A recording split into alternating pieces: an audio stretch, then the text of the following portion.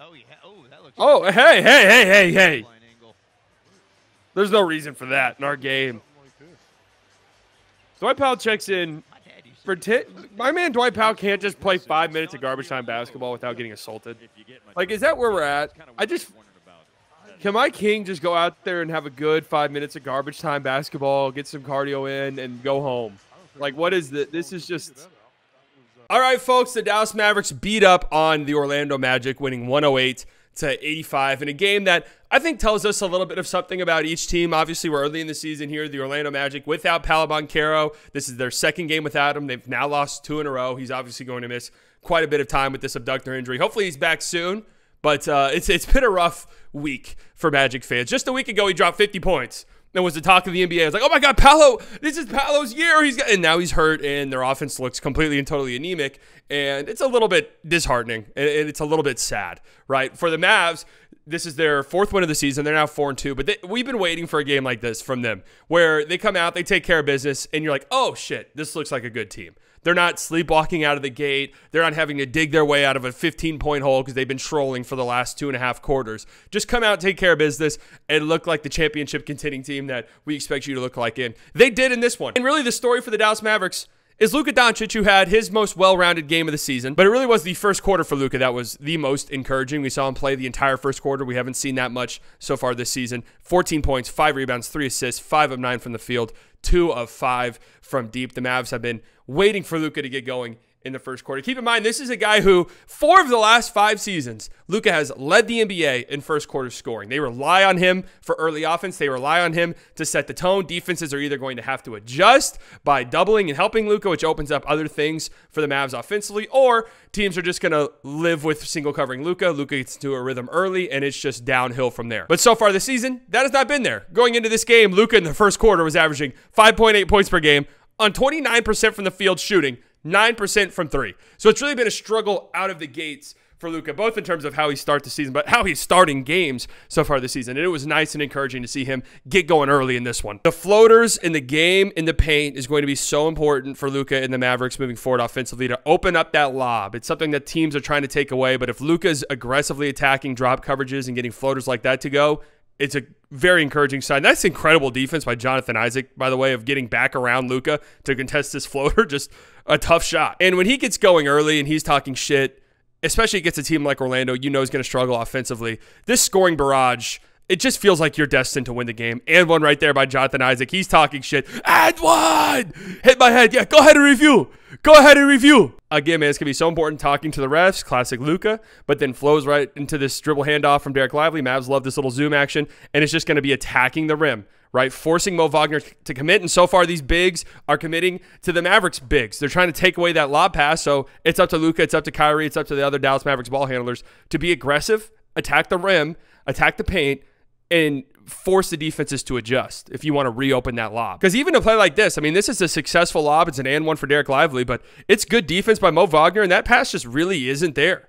You see Mo Wagner dropping in this pick and roll, and you see him commit to stopping the lob. Luka has a floater right there. It's a nice dig by Franz Wagner to force Luka to pick up the dribble at the free throw line, but that's a floater that's there, and I think Luka's going to have to just start taking those and making those, but an incredible finish by Derrick Lively nonetheless. My goodness. And speaking of Derrick Lively and really the bigs in general, it's important that the Mavericks get these guys going early on in games. You've seen them do that so far this season. Here's the first offensive possession of the game for the Dallas Mavericks. You see them try to get a post touch for Daniel Gafford immediately, empty out of side of the floor, a little decoy action up top. Daniel Gafford attacks a smaller Wendell Carter Jr. They do this quite a bit, right? Where Gafford gets the first touch of the game, first touch of the first half, try to get him going, and you could see why. Those two had a great game in this one. Gafford finished with 18 and 8, Derrick Lively 11 and 11. Those two combined, 29 points, 18 rebounds. And the Mavericks 4 wins so far this season. Those two have combined to score nearly 24 points per game and 14 and a half rebounds. And their 2 losses, 12 points per game, 12 and a half rebounds. So you're getting literally half of the offensive production out of those two in the games that you lose. And you might hear that stat and be like, well, yeah, they lost the game, so their stats are going to be worse. Yes, obviously, but the Mavericks need their bigs to get going, right? It's a very crucial part of what they try to do. They spam those high pick and rolls. Those two get so many lob opportunities. Those two get so many opportunities in the short roll. But also, beyond that, those two are going to get opportunities where they're single covered in the post against smaller guys, and they're going to have to take advantage, right? This Mavericks team has so many weapons offensively that those two are not going to get double covered. It's not going to happen. So they have to take advantages. They have to take advantage of mismatch.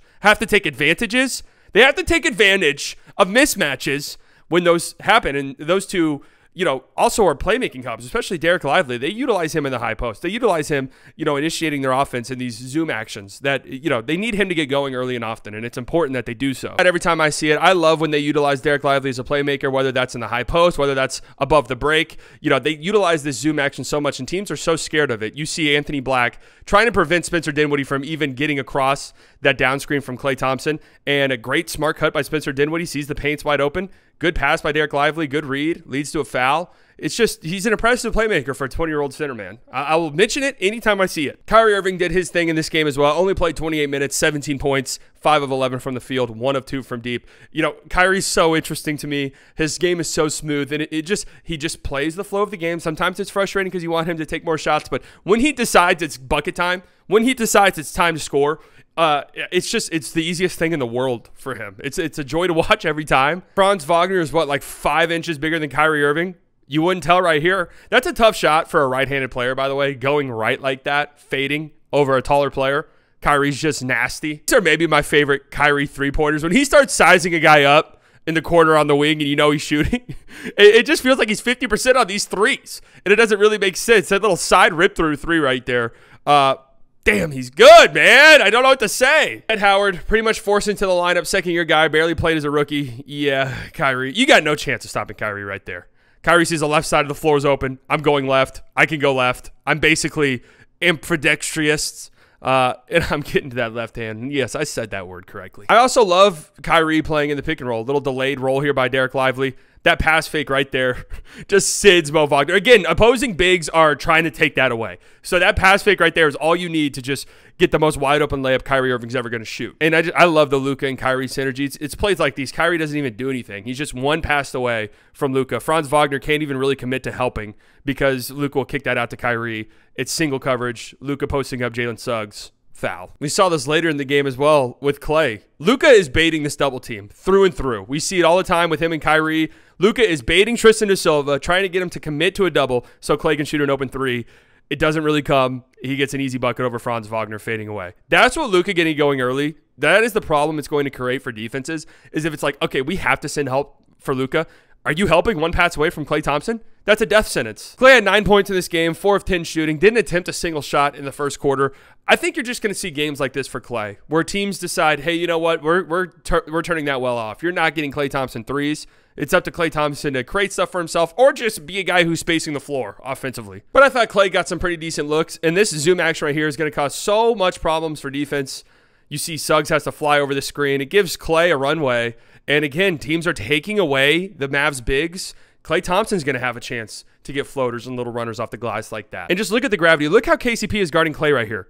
He's not really guarding Klay. He's guarding the screen. He doesn't want Klay flying off the screen. So Klay just floats to the corner. Nice pass by Luka. Wild closeout. Klay can attack it and finish with a floater. I mean, those are going to be plays that are very important for the Mavs come postseason time, because we've seen in the Luka era, guys around Luka struggle to do stuff even like that. I mean, that's as basic as it gets.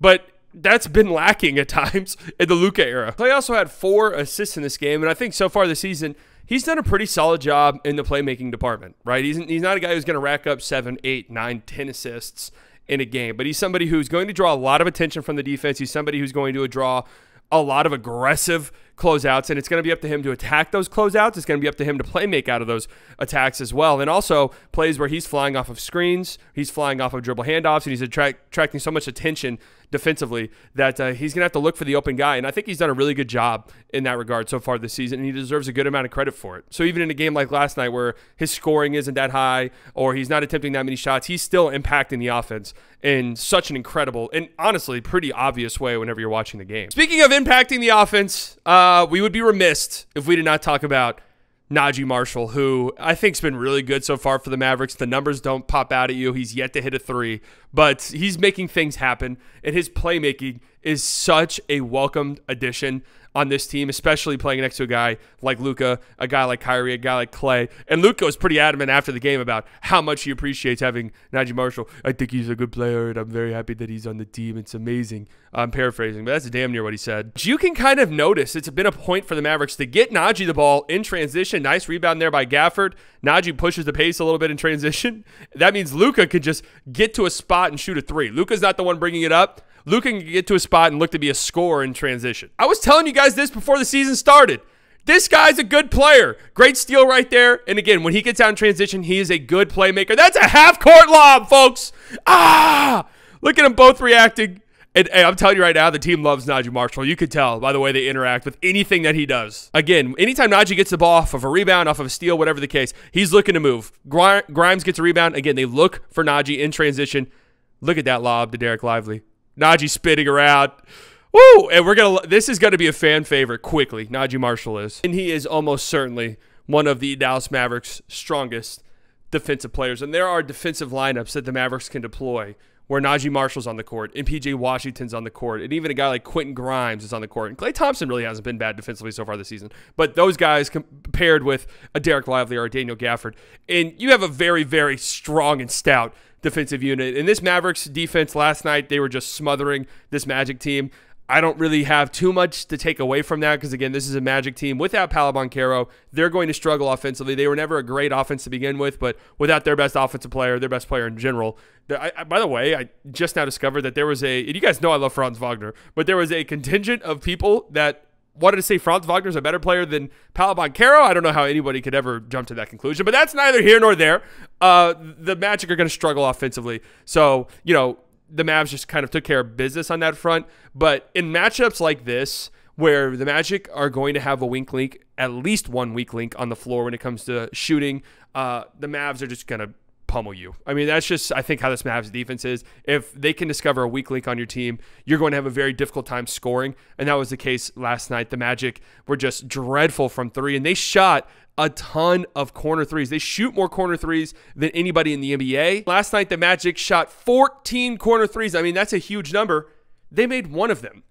So traditionally, the corner three is not really a three that you want to give up, but we see teams like the Thunder last season, they gave up more corner threes than anybody. That was a defensive choice that they made. They were going to take away driving lanes from you. They were going to swarm you defensively. They were going to generate turnovers, and if they give up an open three in the corner, then so be it. You're going to have to earn it, though. The Mavs kind of deployed a similar tactic last night. This Magic team, they're not the greatest three-point shooting team. You're going to have to beat us from three because we're taking away the paint. We're taking away driving lanes. Franz Wagner's not going to have a layup line tonight. He's going to be met at the rim with resistance from our rim protectors. He's going to have PJ Washington guarding him. And Jonathan Isaac, Tristan da Silva, Jet Howard, Anthony Black, Wendell Carter Jr. before he got hurt. These guys are going to have to hit corner threes, and they didn't, and then that led to the inevitable snowball effect that happened. 63 points per 100 possessions in the half court last night for the Magic.